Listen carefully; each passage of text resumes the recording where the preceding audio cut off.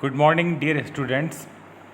This is second part of functions chapter in C programming.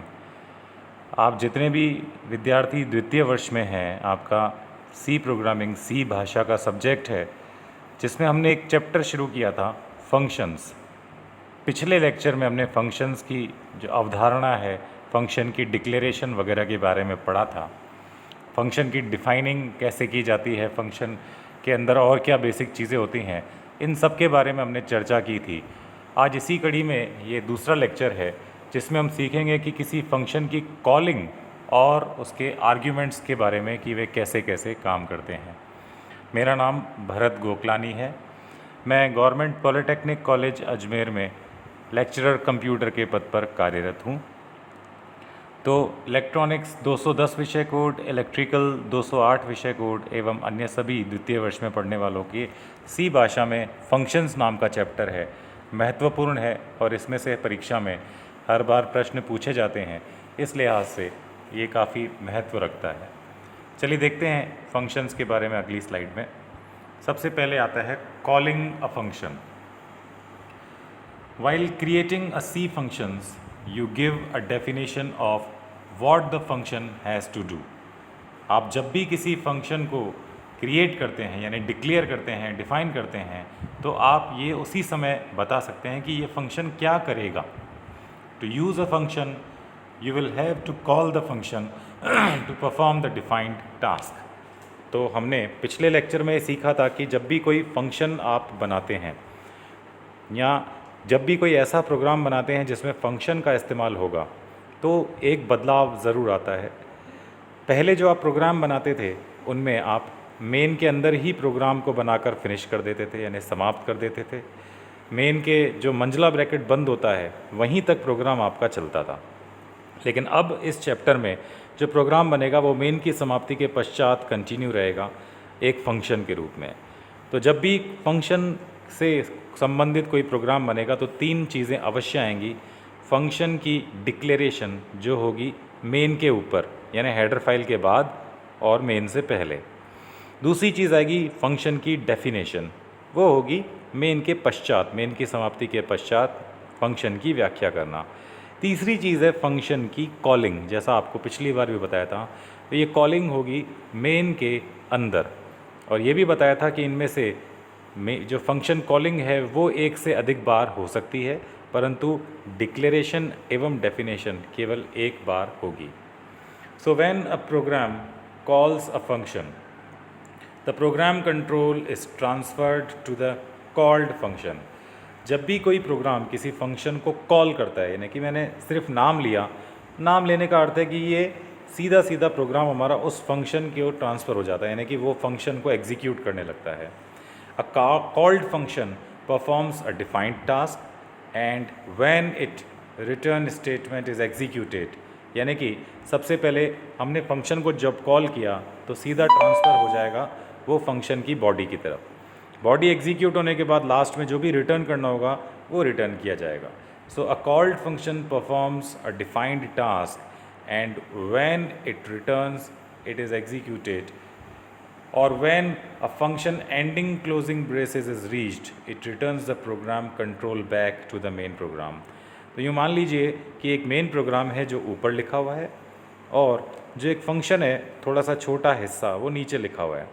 जैसे ही हमने किसी function को कॉल किया तो वहाँ से सीधा जहाँ पे कॉलिंग स्टेप लिखा हुआ है वहाँ से कंट्रोल पहुँच जाएगा नीचे फंक्शन की तरफ। फंक्शन पूरा एग्जीक्यूट होगा, उसके लास्ट जब स्टेटमेंट आ जाएंगे यानी कि ब्रेसेस बंद होंगे फंक्शन के, उस समय कंट्रोल वापस पहुंच जाएगा उसी जगह जहां से शुरुआत हुई थी यानी कि कॉलिंग वाले स्टेप पर। तो इस प्रकार से गोल चक्कर घूमता है। So to call a function you simply need to pass the requested parameter. हमने ये सीखा था पिछले लेक्चर में कि जब भी फंक्शन डिक्लेयर करेंगे तो सबसे पहले लिखेंगे उसकी रिटर्न टाइप, फिर लिखेंगे उस फंक्शन का नाम और बाद में उसके जो पैरामीटर्स हैं ब्रैकेट में वो लिखेंगे या आर्ग्यूमेंट्स भी कहते हैं। और यह भी आपको बताया था कि ये नाम और आर्ग्यूमेंट अथवा पैरामीटर्स मिलकर फंक्शन का प्रोटोटाइप या फंक्शन का सिग्नेचर्स कहलाते हैं। So to call a function you simply need to pass the required parameters. तो जैसे हमने मान लीजिए कि एक फंक्शन घोषित किया जो मेन से 2 इंटीजर प्राप्त करेगा। तो जब हम कॉल फंक्शन करेंगे, यानी मेन के अंदर जब फंक्शन की कॉलिंग होगी तो उसमें कोई भी 2 संख्याएं आप भेजें फंक्शन को। ऐसा करने पर जो हमारा प्रोग्राम है वो सीधा उन वैल्यूज़ को कॉपी कर देगा फंक्शन की डेफिनेशन में, और वहाँ पर इन वैल्यूज़ के साथ एग्जीक्यूट होगा कोड, और अल्टीमेटली जो रिज़ल्ट आएंगे वो मेन को ट्रांसफ़र होंगे या रिटर्न होंगे। So with the name and the function returns a value, you can store the value. तो जब ये फंक्शन एग्जीक्यूट हो जाएगा तो हमारी जो वैल्यूज़ हैं फंक्शन की वो वापस रिटर्न होके मेन में ट्रांसफ़र होंगी। चलते हैं अगली स्लाइड की ओर।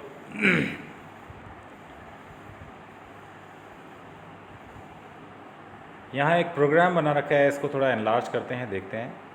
सबसे पहले ऊपर हमने एक हेडर फाइल लगाई है, हैश इंक्लूड stdio.h। आपको बताया था कि हर प्रोग्राम में मिनिमम एक या तो हेडर फाइल आएंगी आएंगी, या हम चाहें तो हैश इंक्लूड conio.h भी यूज़ कर सकते हैं यदि आपको void main और नीचे get ch यूज़ करना है तो।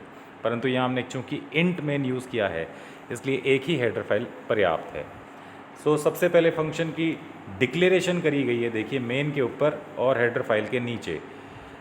int max, int num1, int num2, यह सेम एग्जाम्पल हमने पिछले जो हमारा लेक्चर था उसमें भी सीखा था। इसको किस प्रकार से पढ़ा जाएगा कि मैक्स नाम का एक फंक्शन है जो मेन से 2 वैल्यूज़ प्राप्त करता है, इंट इंट, दोनों इंटीजर टाइप की हैं। आपको लास्ट लेक्चर में ये भी बताया था कि आप डिक्लेरेशन के समय चाहें तो num1 और num2 ये बिना लिखे भी आप कर सकते हैं, यानी कि सिंपली लिख सकते हैं इंट मैक्स ब्रैकेट में int comma int, num1 num2 आप चाहें तो स्किप कर सकते हैं और चाहें तो लिख भी सकते हैं। तो ये कहलाता है फंक्शन की डिक्लेरेशन। देन आपने मेन फंक्शन लिया है इंट मेन ब्रैकेट स्टार्ट। अब आपने लोकल वेरिएबल डिफाइन किया, आपको चूंकि 2 नंबर भेजने हैं। इस प्रोग्राम का पर्पस क्या है कि फंक्शन को 2 संख्याएं भिजवानी है, इन दोनों संख्याओं में से जो बड़ी संख्या होगी फंक्शन उसको रिटर्न करेगा। तो आपने पहले तो 2 नंबर डिक्लेयर किए, int a is equal to 100 and int b is equal to 200, और एक वेरिएबल और लिया है इंट रेट RET, यानी रिटर्न जो करेगा वैल्यू वो। अब आप कर रहे हैं फंक्शन कॉलिंग। मैंने आपको बताया था कि जो फंक्शन की कॉलिंग होती है वो बेसिकली होती है हमारे मेन के अंदर, और ये कॉलिंग आप एक से ज़्यादा बार कई बार कर सकते हैं। तो ये आपने सबसे पहले कॉलिंग में लिखा है। अब चूंकि कुछ न कुछ रिटर्न करेगा फंक्शन, तो हमने जो वेरिएबल डिक्लेयर किया है RET, तो यहाँ लिखेंगे RET इज़ इक्वल टू, तो यहाँ देखिए फंक्शन को हम ऊपर से कंपेयर करें तो ऊपर डिक्लेरेशन में क्या लिखा गया था, इंट मैक्स ब्रैकेट में इंट इंट। अब इसकी तुलना होगी नीचे। मैंने आपको यही अंतर बताया था कि कैसे कंप्यूटर को पता पड़ता है कि कौन सा फंक्शन यूज़र डिफाइंड है और कौन सा फंक्शन सिस्टम डिफाइंड है। जैसे सबसे पहले एनकाउंटर हुआ मेन, यहाँ से शुरुआत हुई तो ये पता पड़ गया चूँकि मेन से ही शुरुआत होती है तो ये तो सिस्टम डिफाइंड है ही। इसके बाद यदि नीचे चलेंगे तो एक लिखा हुआ है प्रिंट एफ। तो जब भी कंप्यूटर कोई भी फंक्शन पढ़ता है, यानी कि कोई भी ऐसा नाम पढ़ता है जिसके साथ छोटे ब्रैकेट्स लगे हों, यानी प्रिंट एफ लिखा हुआ है देन स्टार्ट होते हैं छोटे ब्रैकेट, तो वो समझ जाता है कि ये एक फंक्शन है। इसी प्रकार से आपने ये पढ़ा मैक्स, तो मैक्स के साथ भी ब्रैकेट लिखे हुए हैं। इसका मतलब अभी कंप्यूटर को पता नहीं है कि ये किस प्रकार का फंक्शन है। ये सिस्टम डिफाइंड भी हो सकता है, ये यूज़र डिफाइंड भी हो सकता है। पता कैसे पड़ता है, कंप्यूटर जैसे ही पढ़ेगा फंक्शन वो सीधा जाएगा ऊपर हेडर फाइल में। ऊपर वाली हेडर फाइल कौन सी है, हैश इंक्लूड stdio.h। तो जैसे ही फंक्शन कंप्यूटर ने पढ़ा मैक्स, तो वो चला जाएगा सीधा ऊपर हेडर फाइल में और देखेगा कि क्या इस मैक्स की व्याख्या या डेफिनेशन इस पर्टिकुलर हेडर फाइल में है। तो यदि इसको वहाँ नहीं मिलती है तब ये मान लेगा कि यह फंक्शन सिस्टम डिफाइंड नहीं है, यूज़र डिफाइंड है। अब यूज़र डिफाइंड है तो अगली लाइन में चेक करेगा कि क्या इस फंक्शन की डिक्लेरेशन की गई है और तुलना करेगा एक एक चीज़ की। अब वास्तव में ऊपर लिखा हुआ है मैक्स, नीचे भी मैक्स लिखा हुआ है, इसके ब्रैकेट्स में 2 इंटीजर वैल्यू प्राप्त हो रही हैं। तो आप देखिए नीचे मैक्स में भी a, b है और ये दोनों ही इंटीजर हैं। सिमिलरली इस मैक्स के पीछे रिटर्न में इन टाइप लिखा हुआ है, तो ये रिटर्न वैल्यू करेगा, वो रिटर्न वैल्यू भी यहाँ देखिए RET, ये भी इंटीजर टाइप है, तो ये एग्जैक्ट मैचिंग हो गई, यानी कि रिटर्न कर रहा है इंटीजर और रिसीव कर रहा है 2 इंटीजर्स। ये एग्जैक्ट मैचिंग होने के जस्ट बाद कंप्यूटर कंफर्म कर लेगा कि ये एक सिस्टम डिफाइंड फंक्शन है और ढूंढेगा इसकी व्याख्या। ये व्याख्या मेन की समाप्ति के बाद देखिए नीचे करी गई है, यानी जैसे ही ये लाइन पढ़ी जाएगी इसके पश्चात सीधा यहाँ आ जाएगा नीचे फंक्शन की डेफिनेशन में, और यहाँ आप सब कुछ लिखेंगे वही जो डिक्लेरेशन में लिखा था, int max int num1 comma int num2, परंतु अंतर यह है कि यहाँ आप सेमीकोलन नहीं लगा रहे हैं, क्योंकि डिक्लेरेशन में हम सिर्फ बता रहे थे कंप्यूटर को कि हाँ भैया ऐसा ऐसा एक फंक्शन यूज़ होगा जो ऐसी ऐसी चीज़ें प्राप्त करेगा मेन से और ये मेन को लौटाएगा, तो वहाँ हम सेमीकोलन लगा रहे थे। परंतु यहाँ पर हम कर रहे हैं इसकी व्याख्या, तो आपने पूरा लिखा है, यानी कि सेमीकोलन लगाने के बजाय यहाँ पर पूरी बॉडी आएगी, मंझले ब्रैकेट स्टार्ट और मंझले ब्रैकेट बंद के बीच में आप देखिए ये पूरी बॉडी आ रही है। तो सबसे पहले यहाँ पर भी हमने लोकल वेरिएबल डिक्लेयर किए हैं रिज़ल्ट लाने के लिए, इंट रिज़ल्ट। अब यहाँ सिंपल सा प्रोग्राम जो आप पहले इफ एल्स में पढ़ चुके हैं, आपको ज्ञात करना है कि 2 नंबर दिए गए हैं, अब इन दोनों नंबरों में से जो बड़ा नंबर है उसे हमें वापस लौटाना है। तो सिंपल सी बात है, आपने एक वेरिएबल घोषित किया रिज़ल्ट नाम का, चेक किया इफ़ यदि पहला नंबर दूसरे से बड़ा है तो हमारे रिज़ल्ट में पहला नंबर डाल दो, और नहीं तो हमारे रिज़ल्ट में दूसरा नंबर डाल दो। तो यही चीज़ यहाँ लिखी हुई है, इंट रिज़ल्ट हमने एक वेरिएबल डिक्लेयर किया है, if num1 greater then num2, ठीक है, then result is equal to num1, else result is equal to num2 and return result. यहाँ एक प्रश्न ज़रूर आता है कि मान लीजिए कि दोनों नंबर बराबर होते तब क्या होता। उस अवस्था में हमें हमारे कोड में छोटा सा परिवर्तन करना पड़ता। यहाँ पर हम ग्रेटर देन इक्वल टू लगा सकते हैं, जैसे हमने लिखा if num1 greater than equal to, यानी कि बड़ा हो या बराबर हो, दोनों ही अवस्थाओं में मैं यहाँ पे ऐसा कर सकता हूँ। एल्स में केवल कर दीजिए else result is equal to num2, यानी कि बड़ा होगा तब भी हमारा एग्जीक्यूट होगा, इक्वल टू होगा तब भी हमारा ये एग्जीक्यूट होगा, एंड रिटर्न रिज़ल्ट। तो जैसे ही रिटर्न रिज़ल्ट यानी रिटर्न स्टेटमेंट कंप्यूटर पढ़ता है, तो ये जो वैल्यू है रिज़ल्ट, वो वैल्यू सीधी रिटर्न होके कहाँ पहुँच जाती है, ऊपर हमारे RET इस वेरिएबल में। यहाँ पर हमारी वैल्यू आ गई, एंड आगे लिखा है printf max value is %d RET, यानी कि जो बड़ी वैल्यू है, हायर वैल्यू है, वो डिस्प्ले हो रही है यहाँ पर। तो आप बताएंगे कि इसका आउटपुट क्या आएगा।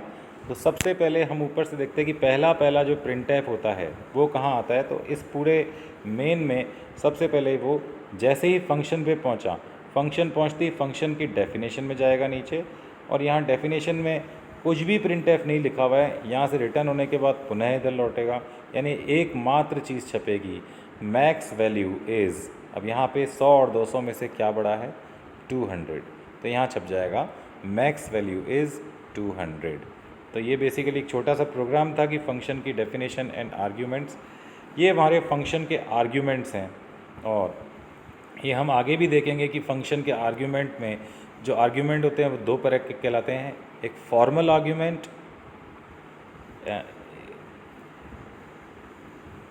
if the function arguments is used, just must declare the value except the values of arguments.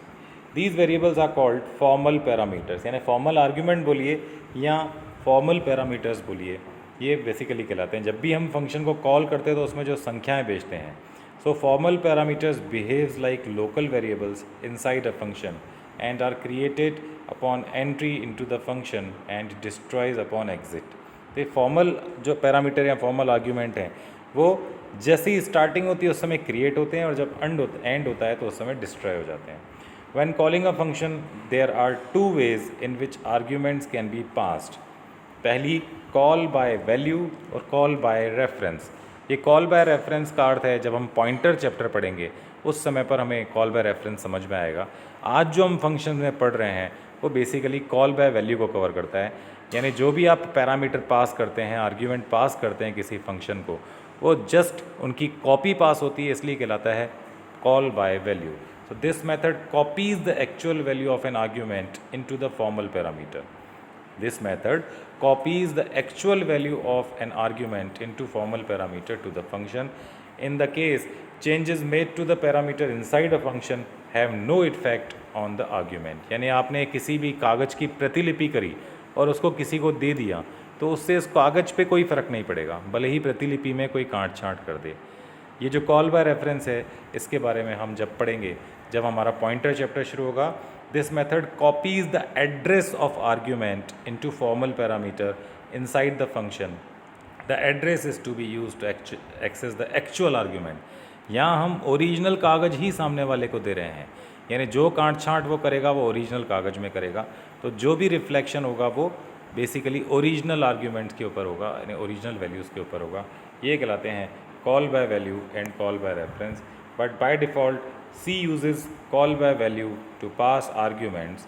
In general, it means the code within a function cannot alter the arguments used to call the function. यानी functions जब chapter use करते हैं तो जो method use होता है वो call by value होता है। इसका अर्थ है कि उनकी पैरामीटर्स की कॉपी भेजी जाती है, इसलिए ओरिजिनल वैल्यूज़ पर कोई फ़र्क नहीं पड़ता। तो आज हमारा लेक्चर यहीं ख़त्म होता है। Thank you so much.